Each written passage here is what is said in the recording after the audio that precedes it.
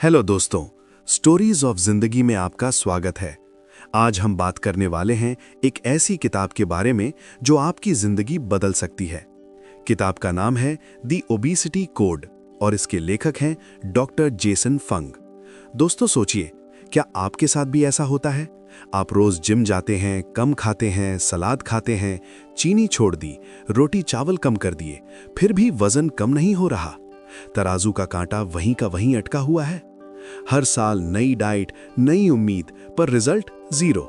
जनवरी में सोचते हैं कि इस बार पक्का वजन कम करेंगे और दिसंबर आते आते वही कहानी। आप अकेले नहीं हैं, लाखों लोगों के साथ ऐसा होता है। और इसका कारण ये नहीं कि आप में मेहनत करने की क्षमता नहीं है। इसका कारण ये है कि आपको सालों से गलत चीज बताई जा रही है। हमें बताया गया कि वजन कम करने के लिए कम खाओ और ज्यादा एक्सरसाइज करो। Calories in, calories out. ये फॉर्मूला इतना सिंपल है कि सबने मान लिया। लेकिन डॉक्टर जेसन फंग कहते हैं ये सबसे बड़ा झूठ है। डॉक्टर फंग एक कैनेडियन नेफ्रोलॉजिस्ट है, यानी किडनी के डॉक्टर। उन्होंने हजारों मरीजों का इलाज किया। उन्होंने देखा कि जो मरीज डायबिटीज और मोटापे से परेशान थे, वो सब कुछ करके भी ठीक नहीं हो रहे थे। उन्होंने सोचा, कहीं हम सब गलत तो नहीं हैं, कहीं कैलोरीज वाला फॉर्मूला गलत तो नहीं है। उन्होंने रिसर्च किया, पुराने स्टडीज पढ़े, नए एक्सपेरिमेंट्स किए और उन्होंने पाया कि वजन बढ़ने का असली कारण कैलोरी नहीं बल्कि हार्मोन है। खासकर एक हार्मोन, इंसुलिन। इंसुलिन वो चाबी है जो आपकी बॉडी के सेल्स के दरवाजे खोलती है।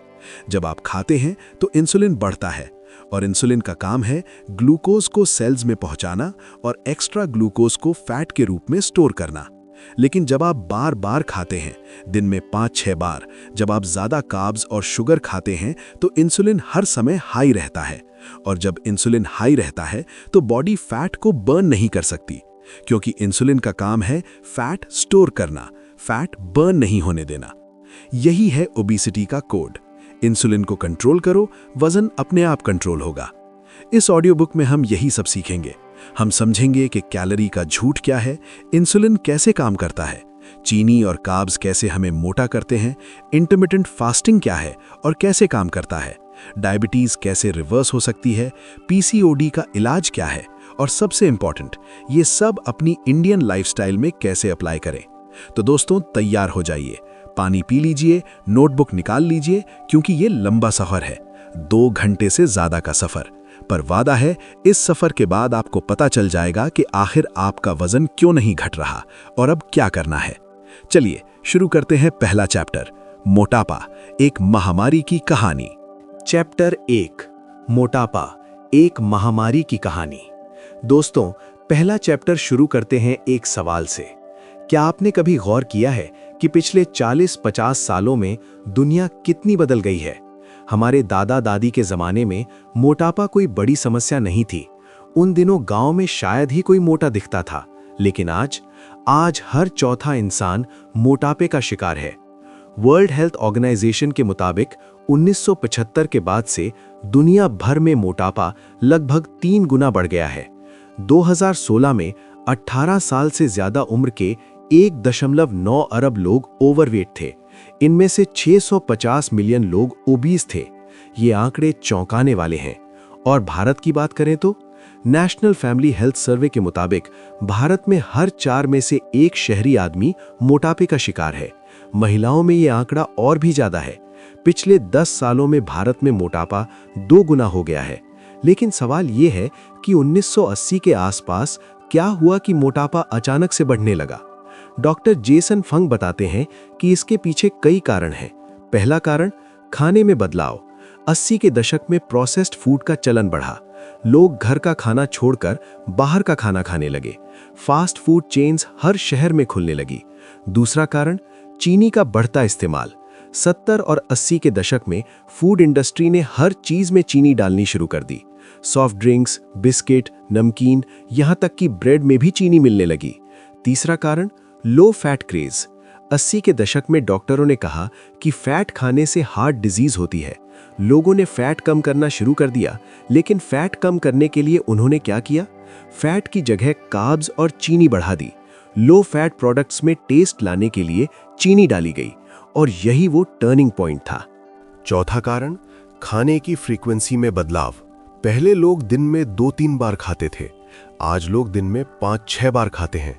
सुबह नाश्ता, 11 बजे चाय बिस्किट, दोपहर का खाना, शाम को चाय नमकीन, रात का खाना और सोने से पहले कुछ मीठा।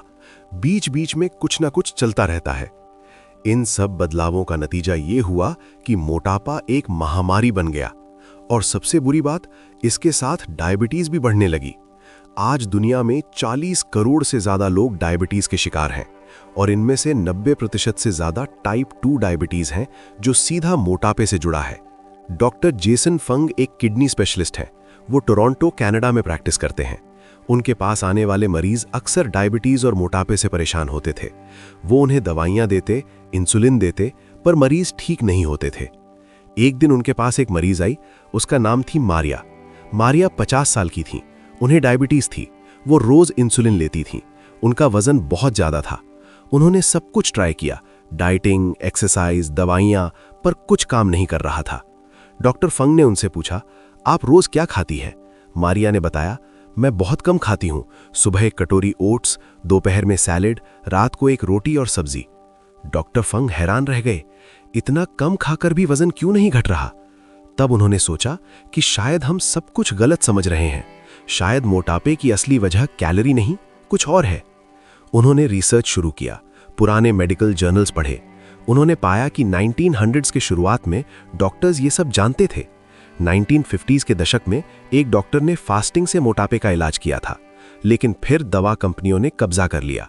उन्होंने लोगों को बताया कि एक गोली लो और ठीक हो जाओ। फास्टिंग और डाइट का चलन खत्म हो गया। डॉक्टर फंग ने उन पुराने तरीकों को फिर से खोजा। उन्होंने अपने मरीजों पर फास्टिंग और लो कार्ब डाइट ट्राई की। नतीजे हैरान करने वाले थे। मरीज ठीक होने लगे, उनका वजन घटने लगा, उनकी डायबिटीज रिवर्स होने लगी। तो दोस्तों, ये है इस बुक की शुरुआत। मोटापा एक महामारी है, लेकिन इसका इलाज संभव है, बस हमें सही तरीका जानना होगा। एक सवाल आपसे, पिछले 10 सालों में आपके खान पान में क्या बदलाव आया है? क्या आप पहले से ज्यादा खाते हैं या कम? सोचिए। अगले चैप्टर में हम जानेंगे कि जो फॉर्मूला हमें सालों से बताया जा रहा है कि कम खाओ वजन घटेगा, वो सबसे बड़ा झूठ क्यों है। चैप्टर 2, कैलोरी का झूठ। दोस्तों, हम सब ने ये सुना है, वजन कम करना है तो कम खाओ और ज्यादा एक्सरसाइज करो। Calories in, calories out. अगर तुम 500 कैलोरी रोज कम खाओगे तो हफ्ते में 500 ग्राम वेट कम होगा। ये फॉर्मूला इतना सिंपल है कि सब ने मान लिया। स्कूलों में पढ़ाया जाता है, डॉक्टर बताते हैं, मैगजीन्स में छपता है। लेकिन डॉक्टर जेसन फंग कहते हैं ये सबसे बड़ा झूठ है। ये थियरी कहां से आया? 100 साल पहले 1917 में एक डॉक्टर थे, लुलू हंट पीटर्स। उन्होंने एक बुक लिखी, डाइट एंड हेल्थ विद की टू द कैलोरीज। उन्होंने सबसे पहले कैलोरीज काउंट करने का आइडिया दिया। उनकी बुक बेस्टसेलर बनी और ये कॉन्सेप्ट फैल गया। फिर 1950s के दशक में एक रिसर्चर आए, एंसिल कीज। उन्होंने 7 कंट्रीज स्टडी की। उन्होंने बताया कि फैट खाने से हार्ट डिजीज होती है और कैलोरीज वाला थियरी और मजबूत हो गया। लेकिन सच्चाई ये है कि ये थियरी कभी साइंटिफिकली प्रूव नहीं हुआ। ये सिर्फ एक अजम्पशन था जिसे सब ने मान लिया। अब असल जिंदगी में देखते हैं। द बिगेस्ट लूजर एक फेमस टीवी शो है। इसमें मोटे लोग आते हैं और 6 महीनों में बहुत ज्यादा वेट कम करते हैं।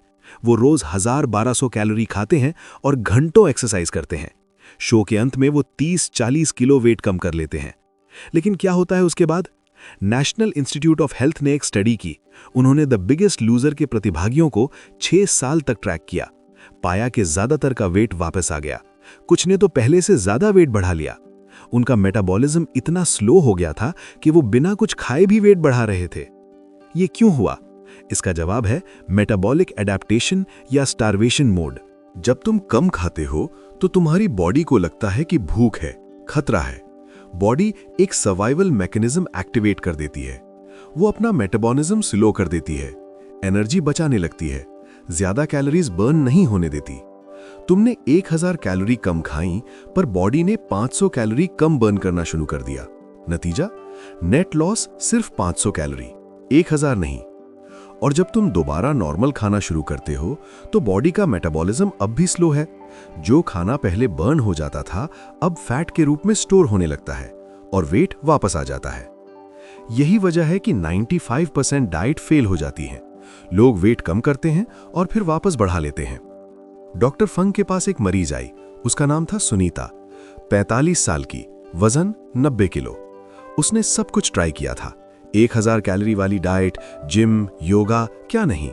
हर बार 5-6 किलो वेट घटता और फिर वापस आ जाता। उसने डॉक्टर फंग से पूछा, डॉक्टर साहब, मैं इतना कम खाती हूं फिर भी वेट क्यों नहीं घट रहा?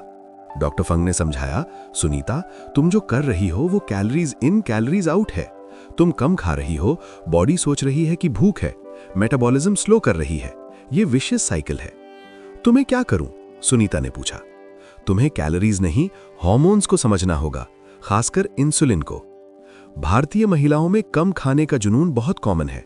सुबह सिर्फ चाय, दोपहर में एक रोटी, रात में सलाद, फिर भी वेट नहीं घटता। क्यों? क्योंकि शरीर स्टार्वेशन मोड में चला गया है। एक और एग्जाम्पल, चाय बिस्किट फास्टिंग।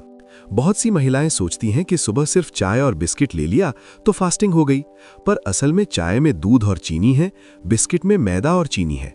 इनसे इंसुलिन बढ़ेगा और इंसुलिन बढ़ेगा तो फैट बर्न नहीं होगा। मिथ, अगर तुम 500 कैलोरी कम खाओगे तो हफ्ते में 500 ग्राम वेट घटेगा। ट्रूथ, बॉडी इतना सिंपल नहीं है। हार्मोन सब कुछ कंट्रोल करते हैं। कैलोरीज कम करोगे तो मेटाबॉलिज्म स्लो हो जाएगा। तो दोस्तों, पहला सीक्रेट समझ लो, कैलोरी मायने नहीं रखती। असली मायने रखता है कि तुम क्या खा रहे हो, कब खा रहे हो और तुम्हारे हार्मोन्स कैसे हैं। अब एक सवाल आपसे, आपने कितनी बार डाइटिंग की? हर बार क्या हुआ? क्या वेट वापस आया? अगले चैप्टर में हम मिलेंगे उस असली खिलाड़ी से, इंसुलिन से। चैप्टर 3, इंसुलिन, मोटापे का असली राजा। दोस्तों, अब बात करते हैं उस हार्मोन की जो इस पूरी कहानी का हीरो और विलेन दोनों है, इंसुलिन। इंसुलिन क्या है? ये एक हार्मोन है जो हमारे पैंक्रियाज में बनता है। इसका काम है ब्लड शुगर को कंट्रोल करना। जब हम खाना खाते हैं तो ब्लड शुगर बढ़ती है, पैंक्रियाज को सिग्नल मिलता है कि इंसुलिन बनाओ। इंसुलिन आता है और सेल्स के दरवाजे खोलता है, ग्लूकोज सेल्स में जाता है और एनर्जी बनता है। लेकिन इंसुलिन का दूसरा काम भी है। जब ग्लूकोज की जरूरत से ज्यादा हो तो इंसुलिन उसे फैट के रूप में स्टोर कर देता है। यही वजह है कि इंसुलिन को फैट स्टोरेज हार्मोन भी कहा जाता है। अब समझो, जब तुम खाते हो इंसुलिन बढ़ता है, जब तुम नहीं खाते इंसुलिन गिरता है। जब इंसुलिन गिरता है तब बॉडी स्टोर्ड फैट को तोड़कर एनर्जी बनाती है। लेकिन अगर इंसुलिन हर समय हाई रहे तो बॉडी फैट को बर्न नहीं कर पाएगी, वो सिर्फ स्टोर करती रहेगी। यही है ओबेसिटी का सीक्रेट। मोटापा इसलिए नहीं होता कि तुम ज्यादा खा रहे हो, मोटापा इसलिए होता है कि तुम्हारा इंसुलिन हर समय हाई है। अब बात करते हैं इंसुलिन रेजिस्टेंस की। एक सिंपल एनालॉजी समझो, इंसुलिन एक चाबी है, सेल एक दरवाजा है। जब तुम खाते हो, चाबी घुमाते हो, दरवाजा खुलता है, ग्लूकोज अंदर जाता है।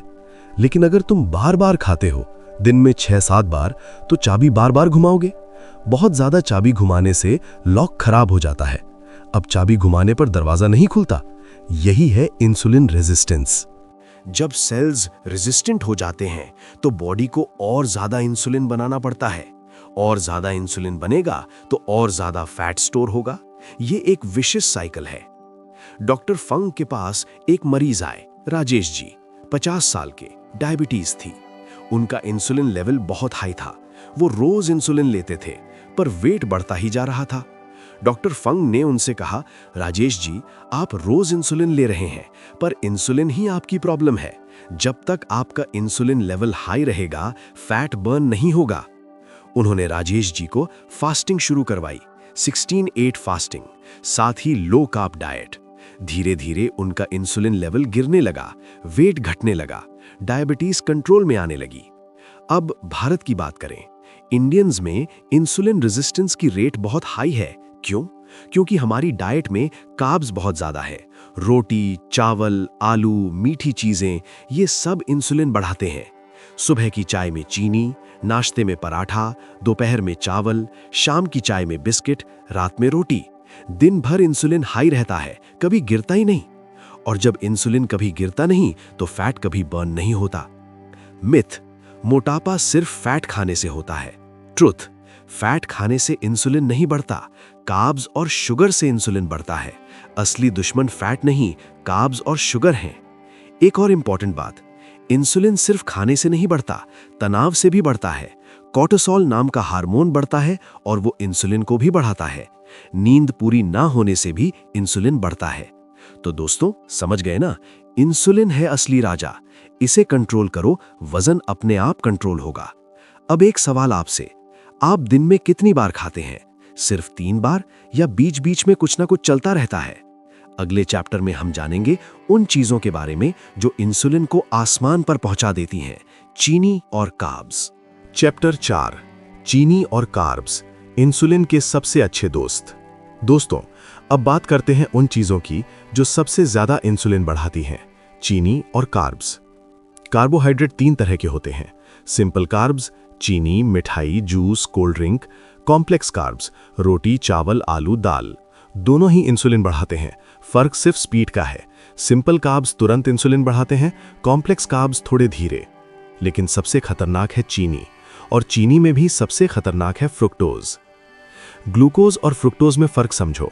ग्लूकोज शरीर के हर सेल में जा सकता है, मसल्स यूज कर सकती हैं, ब्रेन यूज कर सकता है, लिवर यूज कर सकता है। लेकिन फ्रुक्टोज सिर्फ लिवर में जा सकता है और लिवर उसे सीधा फैट में बदल देता है। यही वजह है कि चीनी इतनी खतरनाक है।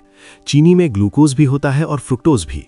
फ्रुक्टोज सीधा लिवर में फैट बन जाता है और यही फैट इंसुलिन रेजिस्टेंस को और बढ़ाता है। डॉक्टर फंग के पास एक मरीज आए, शर्मा जी।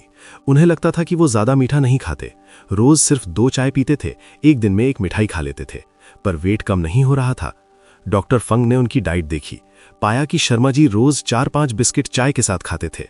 बिस्किट में मैदा और चीनी है। शाम को नमकीन खाते थे जिसमें हिडन शुगर होती है। रात के खाने में चटनी खाते थे जिसमें चीनी है। डॉक्टर फंग ने कहा, शर्मा जी, आपकी डाइट में हर जगह चीनी छुपी है, आपको पता भी नहीं। उन्होंने सारी हिडन शुगर हटवाई, बाकी सब सेम रखा। 3 महीने में शर्मा जी का 5 किलो वेट घट गया। अब इंडियन कॉन्टेक्स्ट में देखते हैं, हमारे यहां कितनी चीजों में चीनी छुपी है। चाय, हर चाय में 1-2 चम्मच चीनी। बिस्किट, हर बिस्किट में चीनी। नमकीन, नमकीन में भी चीनी डालते हैं टेस्ट के लिए। चटनी, इमली की चटनी, टोमेटो सॉस, हर चटनी में चीनी। अचार, कुछ अचार में भी चीनी डालते हैं। ब्रेड, मार्केट की ब्रेड में चीनी होती है। सौंफ, मीठी सौंफ। मिठाइयाँ, गुलाब जामुन, जलेबी, बर्फी, सीधी चीनी। और हां, गुड़ और शहद भी चीनी ही है। इन्हें हेल्दी समझने के भूल ना करें। शरीर के लिए सब चीनी है, सब इंसुलिन बढ़ाते हैं। ग्लाइसीमिक इंडेक्स भी समझ लें। जीआई बताता है कि कोई फूड कितनी जल्दी ब्लड शुगर बढ़ाता है। हाई जीआई फूड्स, चीनी, आलू, सफेद चावल, मैदा। लो जीआई फूड्स, दाल, सब्जियां, साबुत अनाज। लेकिन जीआई से ज्यादा इंपॉर्टेंट है ग्लाइसीमिक लोड। यह बताता है कि टोटल कितना कार्ब्स खा रहे हो। मिथ, गुड़ और शहद चीनी से अच्छे हैं। ट्रुथ, शरीर के लिए सब शुगर है। गुड़ में भी सुक्रोज है, शहद में भी ग्लूकोज और फ्रक्टोज है। सब इंसुलिन बढ़ाते हैं, अंतर बहुत मामूली है। तो दोस्तों, चीनी और कार्ब्स हमारे दुश्मन हैं। ये इंसुलिन बढ़ाते हैं। इंसुलिन बढ़ेगा तो फैट स्टोर होगा, बर्न नहीं होगा। लेकिन क्या रोटी चावल पूरी तरह छोड़ दें? इसका जवाब अगले चैप्टर में। अब एक सवाल आपसे, आप दिन में कितनी बार कुछ मीठा खाते हैं? क्या आपको पता है कि आपके फेवरेट नमकीन में भी चीनी होती है? चैप्टर 5, प्रोटीन और फैट, असली दोस्त या दुश्मन।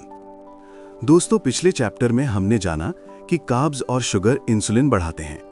अब बात करते हैं प्रोटीन और फैट की। ये वो चीजें हैं जिन्हें सालों से दुश्मन बताया गया, पर असल में ये हमारे दोस्त हैं। पहले बात करते हैं फैट की। 80 और 90 के दशक में डॉक्टरों ने कहा, फैट खाओगे तो हार्ट डिजीज होगी। लो फैट डाइट का चलन शुरू हुआ। लोगों ने फैट कम करना शुरू किया, लेकिन क्या हुआ? मोटापा और बढ़ गया।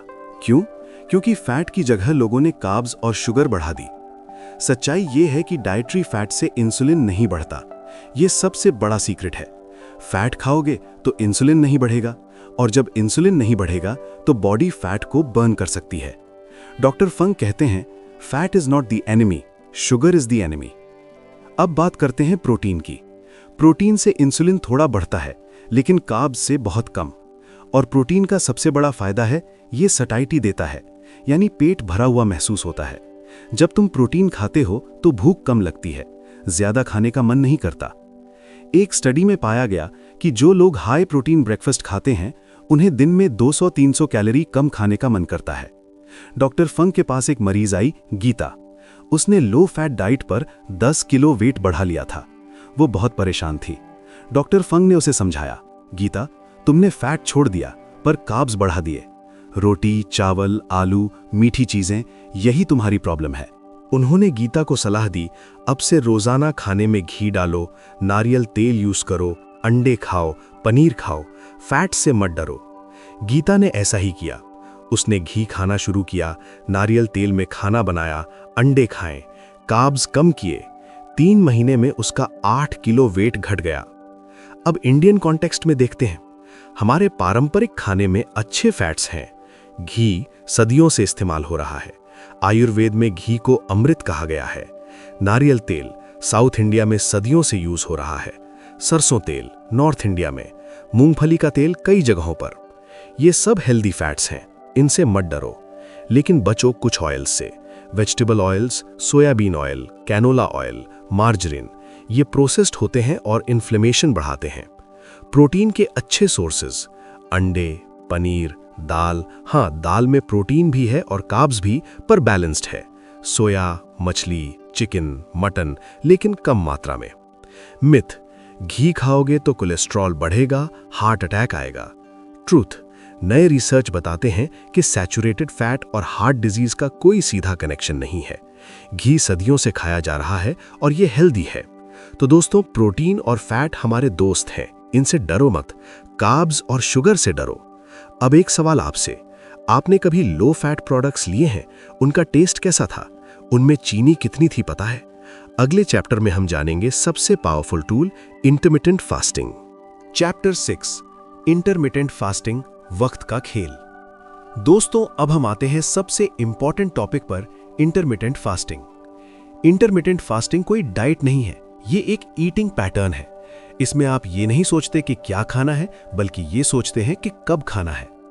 हमारे शरीर के 2 स्टेट्स होते हैं, फेड स्टेट और फास्टिंग स्टेट। फेड स्टेट में हम खाते हैं, इंसुलिन बढ़ता है, बॉडी एनर्जी स्टोर करती है। फास्टिंग स्टेट में हम नहीं खाते, इंसुलिन गिरता है, बॉडी स्टोर्ड एनर्जी को बर्न करती है। जब हम फास्टिंग स्टेट में होते हैं तो बॉडी फैट को तोड़कर एनर्जी बनाती है। यही है वेट लॉस का राज। लेकिन आजकल हम दिन भर खाते रहते हैं, कभी फास्टिंग स्टेट में जाते ही नहीं। सुबह 8 बजे नाश्ता, 11 बजे चाय, 1 बजे लंच, 4 बजे चाय, 8 बजे डिनर। 12 घंटे की जगह 16 घंटे खाने में निकल जाते हैं। इंटरमिटेंट फास्टिंग के कई तरीके हैं। 16-8 मेथड, 16 घंटे फास्ट, 8 घंटे ईटिंग विंडो, सबसे पॉपुलर और आसान। जैसे रात 8 बजे से अगले दिन दोपहर 12 बजे तक कुछ ना खाएं, फिर 12 से 8 के बीच खाएं। 24 घंटे का फास्ट, हफ्ते में 1 या 2 बार। जैसे रात 8 बजे खाना खाया, फिर अगले दिन रात 8 बजे खाएं, बीच में सिर्फ पानी, black coffee, green tea. 5-2 method, 5 दिन नॉर्मल खाएं, 2 दिन बहुत कम, 500 से 600 कैलोरी। ऑल्टरनेट डे फास्टिंग, एक दिन खाएं, एक दिन न खाएं। डॉक्टर फंग के मुताबिक शुरुआत के लिए 16-8 सबसे अच्छा है। अब समझते हैं कि फास्टिंग के दौरान शरीर में क्या होता है। 12 घंटे के बाद बॉडी स्टोर्ड ग्लूकोज खत्म हो जाता है। 16 घंटे के बाद बॉडी फैट बर्न करना शुरू करती है। 18-20 घंटे के बाद ऑटोफेजी शुरू होता है। ये एक प्रोसेस है जिसमें बॉडी अपने पुराने सेल्स को रिसाइकल करती है। ये एंटी एजिंग और डिजीज प्रिवेंशन के लिए बहुत अच्छा है। 24 घंटे के बाद ग्रोथ हार्मोन बढ़ता है जो मसल बनाने में मदद करता है। 48 घंटे के बाद इंसुलिन सेंसिटिविटी बहुत इंप्रूव हो जाती है। डॉक्टर फंग के पास एक मरीज थे, प्रकाश जी। उन्होंने 16-8 फास्टिंग शुरू किया। पहले वो रात 10 बजे खाना खाते थे और सुबह 8 बजे नाश्ता। 14 घंटे का गैप था। उन्होंने इसे बढ़ाकर 16 घंटे किया। रात 8 बजे के बाद कुछ नहीं, सुबह 12 बजे पहला मील। उन्होंने और कुछ नहीं बदला, वही खाना खाते रहे। 3 महीने में 8 किलो वेट घट गया। उनकी एनर्जी बढ़ गई, डायबिटीज दवाइयां कम हो गईं। इंडियन कॉन्टेक्स्ट में फास्टिंग कोई नई बात नहीं है। करवा चौथ, एकादशी, नवरात्रि, हमारी परंपरा में फास्टिंग है। फर्क सिर्फ इतना है कि ट्रेडिशनल फास्टिंग में हम खाना नहीं खाते, पर चाय, नमकीन, फल खा लेते हैं। इंटरमिटेंट फास्टिंग में कुछ नहीं खाते, सिर्फ पानी। तो हम अपनी इंडियन लाइफस्टाइल में 16-8 कैसे सेट करें? सबसे आसान तरीका, रात का खाना 8 बजे से पहले खत्म करें, फिर सुबह 12 बजे तक कुछ न खाएं। सुबह उठकर चाय कॉफी बिना दूध चीनी के ले सकते हैं, पानी पी सकते हैं। दोपहर 12 बजे भरपेट खाना खाएं, शाम 4 बजे कुछ हल्का, रात 8 बजे खाना। मिथ, सुबह नाश्ता नहीं किया तो मेटाबॉलिज्म स्लो हो जाएगा। ट्रूथ, ये एक मार्केटिंग गिमिक है। 70 के दशक में सीरियल कंपनीज ने ये बात फैलाई ताकि लोग नाश्ते में सीरियल खाएं। कोई साइंटिफिक प्रूफ नहीं है कि ब्रेकफास्ट जरूरी है। तो दोस्तों, इंटरमिटेंट फास्टिंग एक पावरफुल टूल है, इंसुलिन को गिराने का, फैट बर्न करने का और वेट लॉस का। लेकिन फास्टिंग के दौरान क्या खाएं क्या नहीं, अगले चैप्टर में। अब एक सवाल आपसे, आप रात का खाना कितने बजे खाते हैं और सुबह का नाश्ता कितने घंटे का गैप है? चैप्टर 7, फास्टिंग के दौरान क्या खाएं क्या नहीं। दोस्तों, पिछले चैप्टर में हमने सीखा कि इंटरमिटेंट फास्टिंग कैसे काम करता है। अब बात करते हैं एक बहुत इंपॉर्टेंट सवाल की, फास्टिंग के दौरान क्या ले सकते हैं और क्या नहीं। फास्टिंग का मतलब है 0 कैलोरीज। कोई भी कैलोरीज फास्टिंग को तोड़ देगी। क्यों? क्योंकि कैलोरीज लेते ही इंसुलिन बढ़ेगा और फास्टिंग का पर्पस ही खत्म हो जाएगा। तो क्या ले सकते हैं फास्टिंग में? पानी जितना चाहे पी सकते हैं, हाइड्रेशन बहुत जरूरी है। ब्लैक कॉफी बिना दूध बिना चीनी, कॉफी एपेटाइट सप्रेस भी करता है। ग्रीन टी बिना चीनी बिना शहद, हर्बल टी बिना कुछ मिलाए, सोडा वाटर प्लेन बिना फ्लेवर के, इलेक्ट्रोलाइट्स नमक, पोटेशियम, मैग्नीशियम, खासकर लंबे फास्ट्स में। क्या नहीं ले सकते? दूध वाली चाय, दूध में लैक्टोज है, ये शुगर है, इंसुलिन बढ़ाएगा। शक्कर या शहद, सीधी चीनी। जूस, फलों का जूस भी शुगर है। कोल्ड ड्रिंक, चीनी का पिटारा। नारियल पानी, इसमें नेचुरल शुगर होती है। प्रोटीन शेक, कैलोरीज हैं। दूध, दूध में लैक्टोज है। एक मरीज थे सुरेश जी, उन्होंने फास्टिंग शुरू किया। सुबह उठकर चाय पी ली, दूध और चीनी वाली, फिर दोपहर 12 बजे तक कुछ नहीं खाया। 3 महीने में कुछ वेट नहीं घटा। डॉक्टर फंग ने पूछा, सुरेश जी आप फास्टिंग में क्या लेते हैं? उन्होंने बताया, सुबह चाय पी लेता हूं बस। डॉक्टर फंग ने समझाया, सुरेश जी चाय में दूध और चीनी है, ये कैलोरीज हैं, इनसे इंसुलिन बढ़ेगा, आपका फास्टिंग टूट गया। जब सुरेश जी ने ब्लैक कॉफी लेना शुरू किया तब रिजल्ट मिलना शुरू हुआ। फास्टिंग तोड़ते समय क्या खाएं, ये भी इंपॉर्टेंट है। पहला मील धीरे धीरे और सोच समझ कर खाएं, ज्यादा मात्रा में ना खाएं। प्रोटीन और फैट लें, कार्ब्स कम लें। अच्छे ऑप्शंस हैं अंडे, पनीर, सलाद, सब्जियां, दही, प्लेन, सूप। क्या ना खाएं फास्टिंग तोड़ते समय? ज्यादा मीठा, ज्यादा कार्ब्स, रोटी चावल, ज्यादा मात्रा में खाना, फ्राइड फूड्स। फास्टिंग के बाद बिंज ईटिंग से बचें, ये सबसे कॉमन मिस्टेक है। लोग सोचते हैं अब 16 घंटे भूखे रहे तो खूब खा लें, ये गलत है। फास्टिंग का फायदा तब है जब आप उसके बाद भी कंट्रोल्ड खाना खाएं। इलेक्ट्रोलाइट्स की बात करें, लंबे फास्ट्स में शरीर से नमक और मिनरल्स निकल सकते हैं, इसलिए थोड़ा नमक पानी में डालकर पी सकते हैं या नमक का पानी। मिथ, फास्टिंग में पानी पीना भी बंद कर दो। ट्रुथ, पानी पीना जरूरी है, डिहाइड्रेशन खतरनाक है, पानी खूब पिएं। इंडियन कॉन्टेक्स्ट में हमारी चाय की आदत है, दूध वाली चाय, मसाला चाय, फास्टिंग के दौरान ये नहीं चलेगी। ग्रीन टी या ब्लैक कॉफी लें। नारियल पानी, कई लोग सोचते हैं कि ये हेल्दी है, पर इसमें नेचुरल शुगर होती है, फास्टिंग में नहीं लेना चाहिए।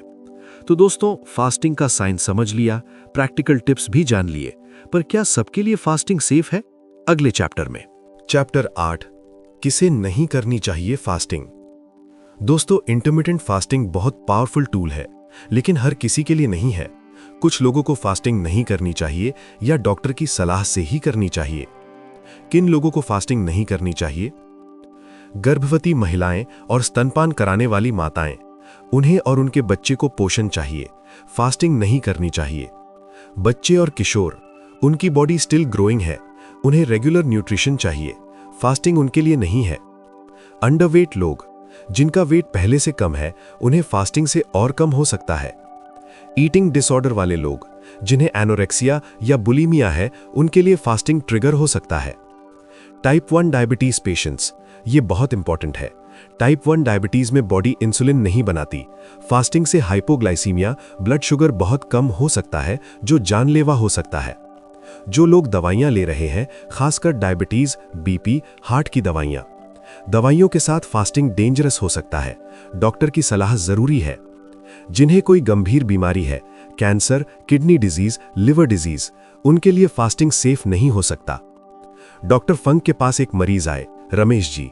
उन्हें टाइप 1 डायबिटीज था। उन्होंने सुना कि फास्टिंग से डायबिटीज ठीक होता है, तो उन्होंने बिना डॉक्टर की सलाह के फास्टिंग शुरू कर दिया। एक दिन उनका ब्लड शुगर बहुत गिर गया, वो बेहोश हो गए। एडमिट करना पड़ा। डॉक्टर ने बताया आपको फास्टिंग नहीं करनी चाहिए थी। रमेश जी को बहुत पछतावा हुआ। इसलिए दोस्तों, कोई भी डाइट या फास्टिंग शुरू करने से पहले डॉक्टर की सलाह लें, खासकर अगर आपको कोई बीमारी है या कोई दवा ले रहे हैं। इंडियन कॉन्टेक्स्ट में बिना सोचे समझे फास्टिंग करने का चलन है। लोग सुनते हैं कि फास्टिंग अच्छा है और शुरू कर देते हैं। यह खतरनाक हो सकता है। कैसे पता करें कि आपके लिए फास्टिंग सेफ है? पहले अपने डॉक्टर से बात करें, अपनी मेडिकल हिस्ट्री शेयर करें, बताएं कि आप कौन सी दवाइयां लेते हैं। छोटे फास्ट से शुरू करें, 12-14 घंटे। अपने बॉडी को सुने, अगर बहुत वीकनेस, डिजीनेस, नोजिया लगे तो तुरंत बंद करें। मिथ है फास्टिंग सबके लिए सेफ है। ट्रूथ, हर किसी के लिए नहीं। मेडिकल कंडीशंस में खतरनाक हो सकता है। तो दोस्तों, फास्टिंग पावरफुल है, पर समझदारी से यूज करो। अगले चैप्टर में हम जानेंगे कि जब खा रहे हो तो क्या खाएं। चैप्टर 9, क्या खाएं जब खा रहे हो। दोस्तों, अब हम जान गए कि कब खाना है, ईटिंग विंडो में, और कब नहीं, फास्टिंग में। पर सवाल यह है कि ईटिंग विंडो में क्या खाएं। बहुत से लोग सोचते हैं कि फास्टिंग कर लिया, अब जो मन करे खा लो। ये गलत है। फास्टिंग का फायदा तभी है जब आप सही चीजें खाएं। लो कार्ब डाइट क्या है? ये एक ऐसी डाइट है जिसमें कार्ब्स कम होते हैं, प्रोटीन और फैट ज्यादा। कार्ब्स कम करोगे तो इंसुलिन नहीं बढ़ेगा, प्रोटीन और फैट खाओगे तो भूख नहीं लगेगी। कीटोजेनिक डाइट, ये लो कार्ब डाइट का एक्सट्रीम फॉर्म है। इसमें कार्ब्स बहुत कम, 5 से 10%, फैट बहुत ज्यादा, 70 से 75%, प्रोटीन मॉडरेट, 20 से 25%। इससे बॉडी कीटोसिस में चली जाती है, यानी फैट को एनर्जी के रूप में यूज करती है। मेडिटेरेनियन डाइट, इसमें हेल्दी फैट्स होते हैं, olive oil, nuts, fish, veggies, ये भी अच्छा ऑप्शन है। पर सबसे इंपॉर्टेंट है होल फूड्स खाओ, प्रोसेस्ड फूड्स मत खाओ। होल फूड्स जो नेचर ने दिए हैं, सब्जियां, फल, सीमित मात्रा में, अंडे, मीट, मछली, दाल, नट्स। प्रोसेस्ड फूड्स जो फैक्ट्री में बने हैं, biscuit, chips, cold drink, packaged food, frozen food, ready to eat food. Doctor Fung के पास एक मरीज आई, राधा। उसने फास्टिंग शुरू किया, 16-8 फास्टिंग। पर ईटिंग विंडो में वो वही खाती थी, पराठे, चावल, आलू, मिठाई। वेट नहीं घटा। डॉक्टर फंक ने समझाया, राधा तुम फास्टिंग तो कर रही हो, पर ईटिंग विंडो में कार्ब्स खा रही हो। कार्ब्स से इंसुलिन बढ़ेगा, इंसुलिन बढ़ेगा तो फैट बर्न नहीं होगा। राधा ने डाइट बदली, कार्ब्स कम किए, प्रोटीन और फैट बढ़ाए, अंडे, पनीर, दाल, सब्जियां खाने लगी। 3 महीने में 7 किलो वेट घट गया। अब इंडियन कॉन्टेक्स्ट में लो कार्ब डाइट कैसे बनाएं?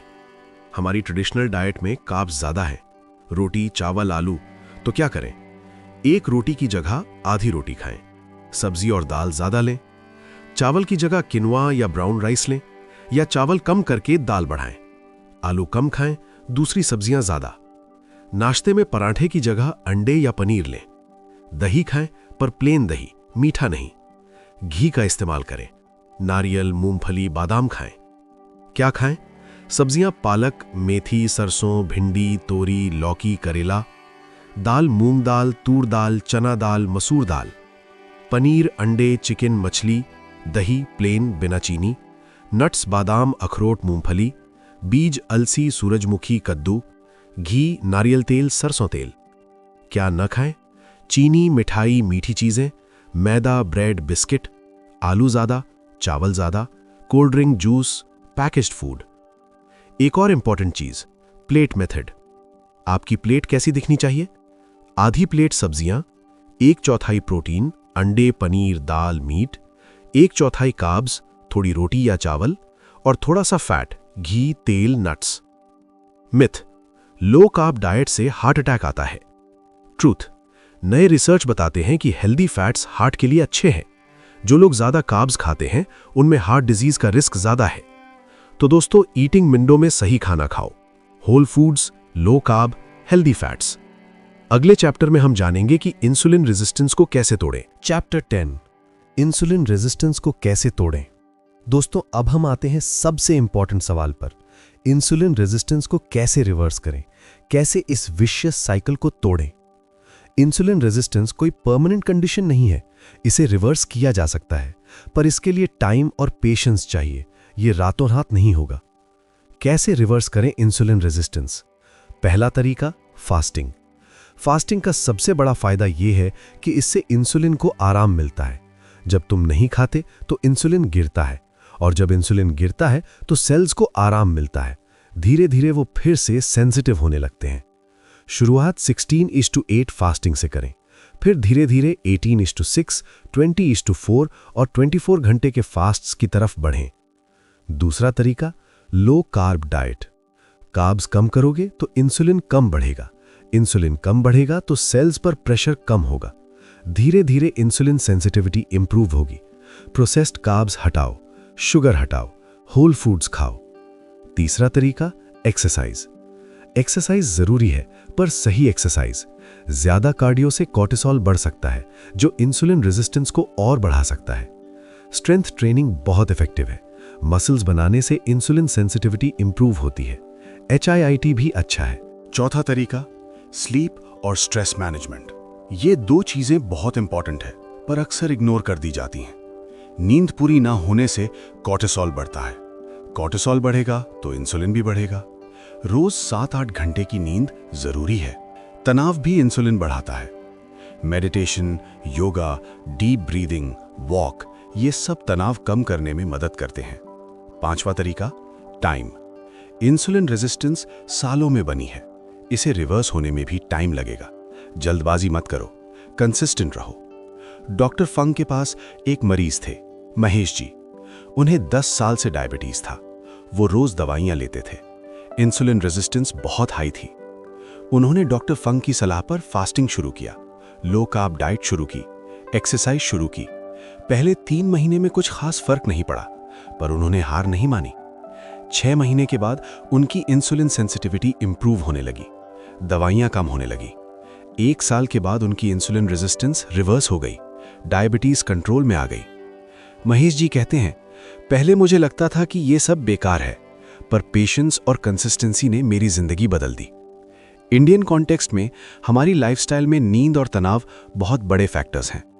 देर रात तक जागना, सुबह जल्दी उठना, रोज का ट्रैफिक, ऑफिस का प्रेशर, फैमिली रिस्पॉन्सिबिलिटीज, ये सब तनाव बढ़ाते हैं, और तनाव इंसुलिन रेजिस्टेंस बढ़ाता है।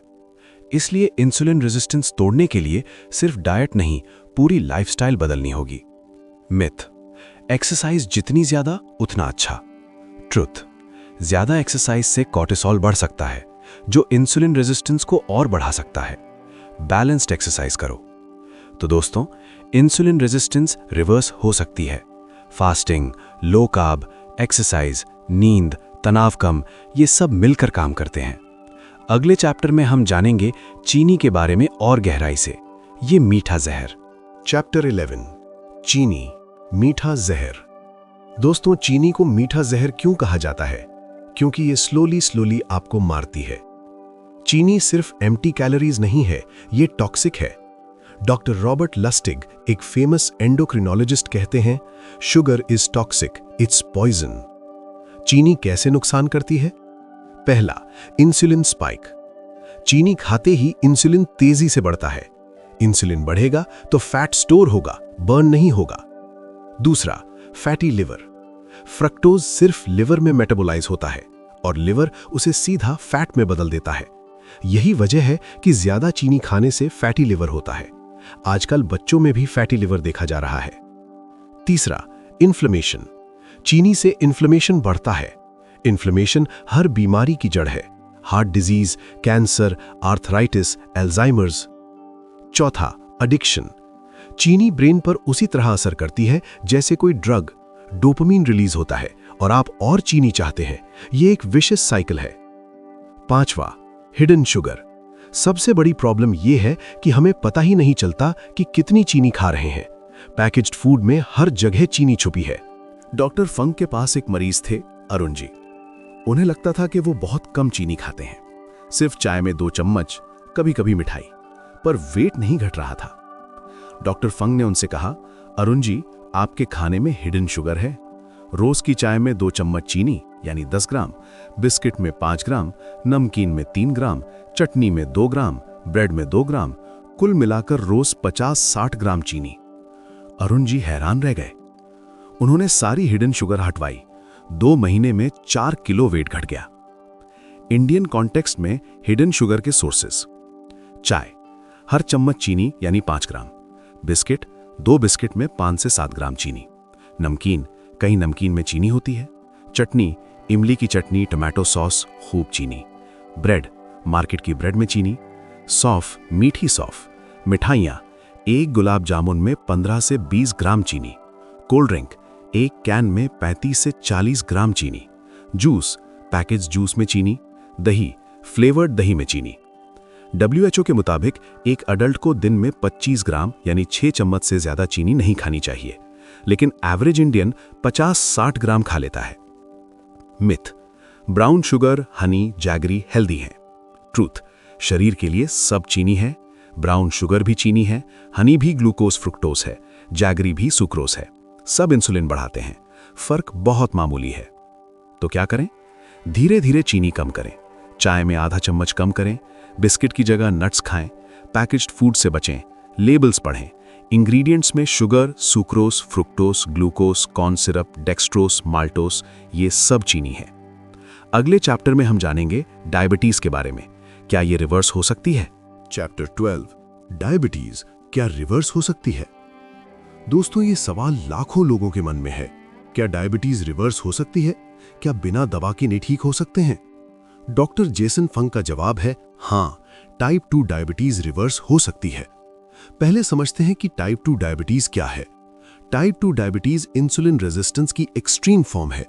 सेल्स ने इंसुलिन की बात माननी बंद कर दी है। पैनक्रियाज और ज्यादा इंसुलिन बनाता है। धीरे धीरे पैनक्रियाज थक जाता है, ब्लड शुगर बढ़ने लगता है। ट्रेडिशनल ट्रीटमेंट में डॉक्टर दवाइयां देते हैं, मेटफॉर्मिन, सल्फोनिल यूरियाज, और जब ये काम नहीं करती तो इंसुलिन इंजेक्शंस। लेकिन डॉक्टर फंग कहते हैं ये सब गलत है। इंसुलिन देना आग में घी डालने जैसा है। इंसुलिन देने से और इंसुलिन बढ़ेगा और इंसुलिन रेजिस्टेंस बढ़ेगी। ये एक विशियस साइकिल है। सही तरीका है इंसुलिन को कम करना, इंसुलिन को आराम देना, और यही फास्टिंग करता है। फास्टिंग से इंसुलिन गिरता है, पैंक्रियाज को आराम मिलता है, सेल्स फिर से सेंसिटिव होने लगते हैं। डॉक्टर फंग के पास एक मरीज थे, विजय जी। उन्हें 10 साल से डायबिटीज था। वो रोज 3 तरह की दवाइयां लेते थे और रोज 40 यूनिट्स इंसुलिन लेते थे, फिर भी डायबिटीज कंट्रोल नहीं था। उन्होंने डॉक्टर फंग की सलाह पर इंटरमिटेंट फास्टिंग शुरू किया, लो कार्ब डाइट शुरू की। पहले 16:8 फास्टिंग, फिर 24 घंटे के फास्ट्स। 3 महीने में उनका वेट 8 किलो घटा, दवाइयां कम हुई, इंसुलिन की डोज घटकर 20 यूनिट्स रह गई। 6 महीने में और 5 किलो वेट घटा, अब उन्हें इंसुलिन की जरूरत नहीं रही। 1 साल के बाद उनकी सारी दवाइयां बंद हो गई, ब्लड शुगर नॉर्मल हो गया, डायबिटीज रिवर्स हो गई। विजय जी कहते हैं, मुझे लगता था कि डायबिटीज लाइफ टाइम की बीमारी है, आपने मेरी जिंदगी बदल दी। अब सवाल यह है कि ये कैसे पॉसिबल है? साइंस ये है, जब हम फास्टिंग करते हैं तो बॉडी स्टोर्ड फैट को तोड़ती है। ये फैट पैनक्रियाज में भी जमा होता है। जब पैनक्रियाज से फैट कम होता है तो वो फिर से इंसुलिन बनाने लगता है। यही है रिवर्सल। डॉक्टर रॉय टिलर की रिसर्च ने ये प्रूव किया है। उन्होंने दिखाया कि अगर डायबिटीज पेशेंट्स 8-10 किलो वेट कम कर लें तो उनकी डायबिटीज रिवर्स हो सकती है। इंडियन कॉन्टेक्स्ट में देखें तो भारत डायबिटीज का कैपिटल है। 7 करोड़ से ज्यादा लोग डायबिटीज से पीड़ित हैं और ये संख्या बढ़ती जा रही है। इंडियन डाइट और लाइफस्टाइल इसकी बड़ी वजह है। रोटी चावल, आलू, मीठी चीजें, लेस एक्सरसाइज, तनाव, नींद की कमी, ये सब मिलकर डायबिटीज को बढ़ावा देते हैं। पर उम्मीद है डायबिटीज रिवर्स हो सकती है, सही तरीका अपनाओ। मिथ है डायबिटीज लाइफ टाइम की बीमारी है, ठीक नहीं हो सकती। ट्रुथ, टाइप 2 डायबिटीज रिवर्सिबल है। सही तरीके से fasting, low carb, lifestyle changes से ये पॉसिबल है। लेकिन ध्यान रखो, ये रातों रात नहीं होगा, टाइम लगेगा, कंसिस्टेंसी चाहिए, और सबसे इंपॉर्टेंट, डॉक्टर की देखरेख में करो। अगले चैप्टर में हम जानेंगे पीसीओडी और ओबेसिटी का कनेक्शन। चैप्टर 13 पीसीओडी और मोटापा, महिलाओं की खामोश समस्या। दोस्तों, अब बात करते हैं एक ऐसी समस्या की जो लाखों महिलाओं को प्रभावित करती है, पर खुलकर बात नहीं होती। पीसीओडी या पीसीओएस। पीसीओडी एक हार्मोनल डिसऑर्डर है। इसमें ओवरीज में छोटे छोटे सिस्ट्स बन जाते हैं, पीरियड्स इर्रेगुलर हो जाते हैं, हार्मोन्स इम्बैलेंस हो जाते हैं। पीसीओडी के symptoms: irregular periods, weight gain, खासकर पेट के आसपास, acne, excess facial hair fall, infertility. और सबसे इंपॉर्टेंट, पीसीओडी और इंसुलिन रेजिस्टेंस का गहरा कनेक्शन है। 80% पीसीओडी पेशेंट्स में इंसुलिन रेजिस्टेंस पाई जाती है। इंसुलिन रेजिस्टेंस से बॉडी ज्यादा इंसुलिन बनाती है। हाई इंसुलिन से ओवरीज पर असर पड़ता है, वो ज्यादा टेस्टोस्टेरॉन बनाने लगते हैं। टेस्टोस्टेरॉन बढ़ेगा तो और वेट बढ़ेगा और सिम्टम्स बढ़ेंगे। ये एक विशियस साइकिल है। ट्रेडिशनल ट्रीटमेंट में डॉक्टर बर्थ कंट्रोल पिल्स देते हैं। ये पीरियड्स को रेगुलर कर देती हैं, पर रूट कॉज को नहीं छूती। पिल्स बंद करते ही सब वापस आ जाता है। डॉक्टर फंग के पास एक मरीज आई, प्रिया, 28 साल की। उसे 5 साल से पीसीओडी था, 20 किलो एक्स्ट्रा वेट। डॉक्टर ने सिर्फ बर्थ कंट्रोल पिल्स दी। पीरियड्स रेगुलर हो गए, पर वेट नहीं घटा और ना ही दूसरे सिम्टम्स कम हुए। डॉक्टर फंग ने समझाया, प्रिया, तुम्हारी प्रॉब्लम इंसुलिन रेजिस्टेंस है। बर्थ कंट्रोल पिल्स सिम्टम्स छुपाती हैं, रूट कॉज को नहीं छूती। उन्होंने प्रिया को फास्टिंग और लो कार्ब डाइट शुरू करवाई। पहले 16:8 फास्टिंग, फिर 24 घंटे के फास्ट्स। 6 महीने में प्रिया का 12 किलो वेट घट गया, एक्ने कम हुआ, फेशियल हेयर कम हुई, पीरियड्स रेगुलर हो गए। 1 साल के बाद उसके पीसीओडी सिम्टम्स बहुत कम हो गए। प्रिया कहती है, पहले मुझे लगता था कि पीसीओडी जिंदगी भर की बीमारी है। अब पता चला कि इसे रिवर्स किया जा सकता है। इंडियन कॉन्टेक्स्ट में पीसीओडी की समस्या बहुत बड़ी है। हर 5 में से 1 लड़की पीसीओडी से प्रभावित है और ये संख्या बढ़ती जा रही है। इंडियन डाइट, ज्यादा कार्ब्स, ज्यादा शुगर इसकी बड़ी वजह है। पराठा, चावल, आलू, मिठाई, ये सब इंसुलिन बढ़ाते हैं, जो पीसीओडी को और बढ़ाता है। पीसीओडी और शादी एक और बड़ा इशू। लड़कियों को डर होता है कि कहीं पीसीओडी की वजह से शादी ना टूट जाए या बच्चे ना हो। ये डर बहुत बड़ा है, पर उम्मीद है पीसीओडी रिवर्स हो सकता है। इंसुलिन कंट्रोल करो, वेट घटाओ और देखो कैसे सब ठीक होता है। मिथ: पीसीओडी सिर्फ दवा से ठीक होगा। ट्रुथ: दवा सिम्टम्स छुपाती है, रूट कॉज यानी इंसुलिन को नहीं छूती। लाइफस्टाइल चेंज जरूरी है। पीसीओडी के लिए क्या करें? इंटरमिटेंट फास्टिंग 16:8 शुरू करें। लो कार्ब डाइट, रोटी चावल कम करें। शुगर हटाएं, मीठी चीजें बंद करें। Exercise, strength training, walking. Sleep 7-8 घंटे। तो दोस्तों, पीसीओडी से जूझ रही लाखों महिलाओं के लिए ये उम्मीद की किरण है। अगले चैप्टर में हम जानेंगे उस सिचुएशन के बारे में जब सब कुछ करने के बाद भी वेट नहीं घटता, वेट लॉस प्लेटू। चैप्टर 14 पठार को कैसे तोड़ें। दोस्तों, बहुत से लोगों के साथ ऐसा होता है। वो फास्टिंग कर रहे हैं, लो कार्ब खा रहे हैं, एक्सरसाइज कर रहे हैं। पहले 2-3 महीने वेट अच्छा घटता है, फिर अचानक से वेट घटना बंद हो जाता है। हफ्तों महीनों तक तराजू का कांटा वहीं का वहीं अटका रहता है। इसे कहते हैं वेट लॉस प्लेटो। पठार क्यों आता है? पहला कारण, मेटाबॉलिक एडेप्टेशन। जब तुम वेट कम करते हो तो तुम्हारी बॉडी को लगता है कि खतरा है, खाना कम मिल रहा है। वो अपना मेटाबॉलिज्म स्लो कर देती है। पहले जितनी कैलोरीज बर्न होती थी, अब कम बर्न होती हैं। दूसरा कारण, हार्मोनल एडजस्टमेंट। जैसे जैसे वेट घटता है, हार्मोन्स एडजस्ट होते हैं। लेप्टिन, जो भूख कंट्रोल करता है, गिर सकता है। ग्रेलिन, जो भूख बढ़ाता है, बढ़ सकता है। ज्यादा भूख लगती है। तीसरा कारण, सेट पॉइंट थ्योरी। हर बॉडी की एक सेट पॉइंट होती है, एक वेट रेंज जिसमें वो कंफर्टेबल रहती है। जब तुम उस रेंज से नीचे जाने की कोशिश करते हो, बॉडी फाइट करती है। पठार को कैसे तोड़ें? पहला तरीका, लॉन्गर फास्ट्स। अगर 16-8 से वेट घटना बंद हो गया तो 18-6 ट्राई करो, या 20-4 या 24 घंटे के फास्ट्स। लंबे फास्ट से मेटाबॉलिज्म को नया शॉक मिलेगा।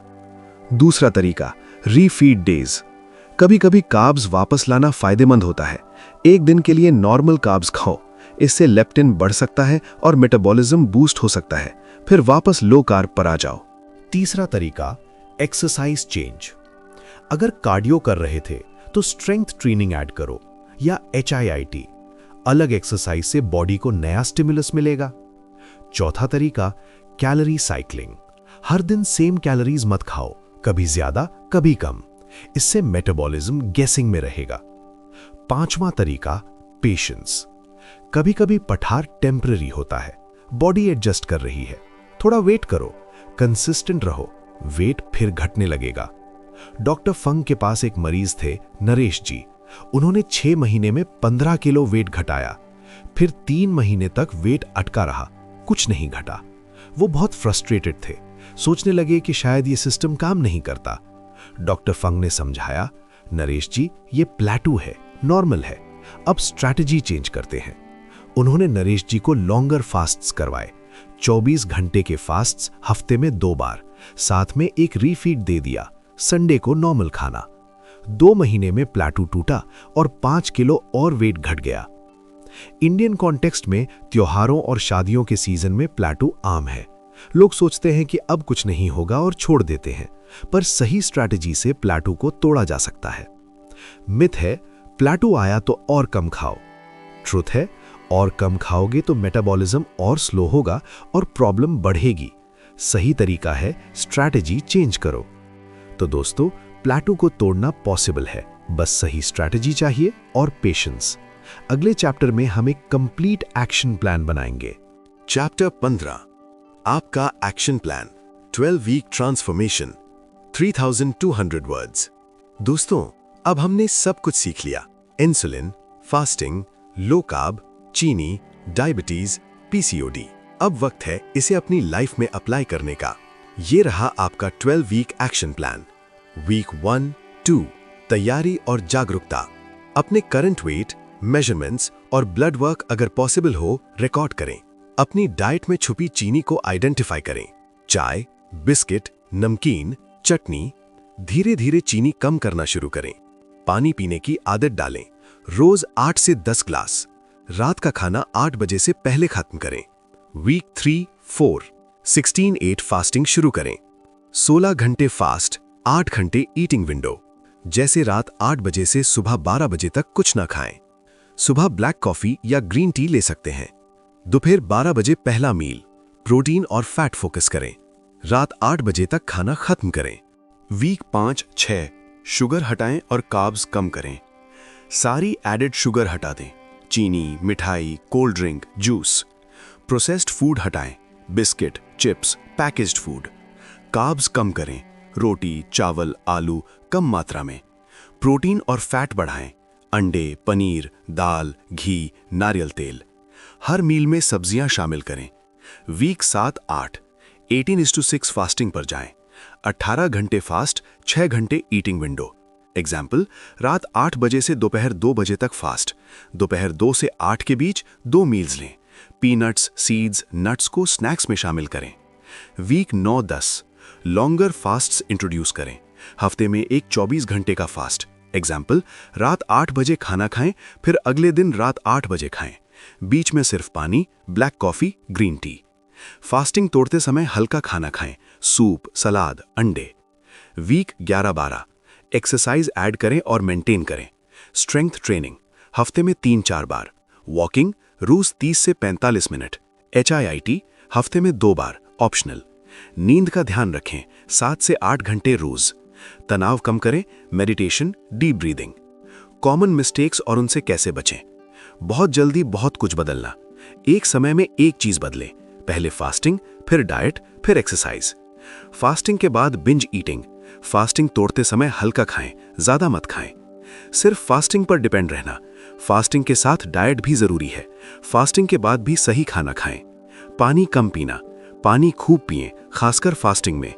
नींद और तनाव इग्नोर करना, ये उतने ही इंपॉर्टेंट हैं जितना डाइट और एक्सरसाइज। हार मान लेना, प्लेटू आएगा, फ्रस्ट्रेशन होगा, पर हार मत मानो, कंसिस्टेंट रहो।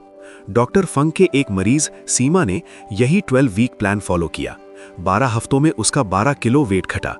उसकी डायबिटीज रिवर्स हो गई, उसकी पीसीओडी सिम्टम्स कम हो गई, आज वो हेल्दी लाइफ जी रही है। सीमा कहती है कि पहले मुझे लगता था कि ये सब बहुत मुश्किल है, पर जब मैंने एक एक कदम बढ़ाया तो पॉसिबल हो गया।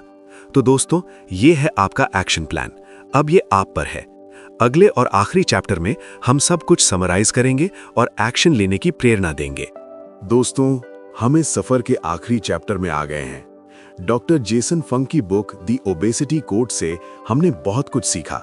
चलिए एक बार फिर से सब कुछ समराइज कर लेते हैं। 10 सबसे इंपॉर्टेंट पॉइंट्स। मोटापा कैलोरी की वजह से नहीं होता। कैलोरीज इन कैलोरीज आउट एक मिथ है। असली कारण हार्मोन्स है, खासकर इंसुलिन। इंसुलिन है असली राजा। जब इंसुलिन हाई रहता है तो बॉडी फैट बर्न नहीं कर सकती। इंसुलिन को कंट्रोल करो, वेट अपने आप कंट्रोल होगा। चीनी और कार्ब्स इंसुलिन बढ़ाते हैं, ये हमारे असली दुश्मन हैं। शुगर सबसे खतरनाक है। फैट दुश्मन नहीं है, डाइटरी फैट से इंसुलिन नहीं बढ़ता। घी, नारियल तेल, अंडे, पनीर ये सब हेल्दी हैं। इंटरमिटेंट फास्टिंग इंसुलिन को गिराता है। 16:8 फास्टिंग से शुरू करें, फिर 18:6, 20:4, 24 घंटे के फास्ट्स। फास्टिंग के दौरान 0 कैलोरीज, सिर्फ पानी, ब्लैक कॉफी, ग्रीन टी, दूध वाली चाय नहीं। ईटिंग विंडो में low carb, high protein, healthy fats, सब्जियां, अंडे, पनीर, दाल, मीट, मछली, घी, नारियल तेल। इंसुलिन रेजिस्टेंस रिवर्स हो सकती है। फास्टिंग, लो कार्ब, एक्सरसाइज, नींद, तनाव कम करो, ये सब मिलकर काम करते हैं। डायबिटीज और पीसीओडी रिवर्स हो सकते हैं। ये लाइफ टाइम की बीमारियां नहीं हैं। सही तरीके से इन्हें रिवर्स किया जा सकता है। पेशेंस और कंसिस्टेंसी सबसे जरूरी है। ये रातों रात नहीं होगा, टाइम लगेगा, पर पॉसिबल है। डॉक्टर की सलाह क्यों जरूरी है? कोई भी डाइट या फास्टिंग शुरू करने से पहले अपने डॉक्टर से बात करें, खासकर अगर आपको कोई बीमारी है या कोई दवा ले रहे हैं। ये मेडिकल एडवाइस नहीं है, ये एजुकेशनल पर्पस के लिए है। आपकी जर्नी शुरू होती है आज। अभी शुरू करो, कल से नहीं, सोमवार से नहीं, नए साल से नहीं, आज से, अभी से। एक एक कदम। पहले वीक में सिर्फ चीनी कम करो, अगले वीक में 16:8 फास्टिंग शुरू करो, फिर लो कार्ब, फिर एक्सरसाइज। धीरे धीरे कंसिस्टेंट रहो। और याद रखो, आप अकेले नहीं हो। स्टोरीज ऑफ जिंदगी का ये कम्युनिटी आपके साथ है। डॉक्टर जेसन फंक की सक्सेस स्टोरीज अनगिनत हैं। मरीज जिन्होंने 30-40 किलो वेट कम किया, मरीज जिनकी डायबिटीज रिवर्स हुई, मरीज जिनकी पीसीओडी ठीक हुई, मरीज जिनकी जिंदगी बदल गई। पर सबसे इंपॉर्टेंट स्टोरी आपकी है, आपकी जो अभी शुरू होने वाली है। तो दोस्तों, अब वक्त है एक्शन लेने का।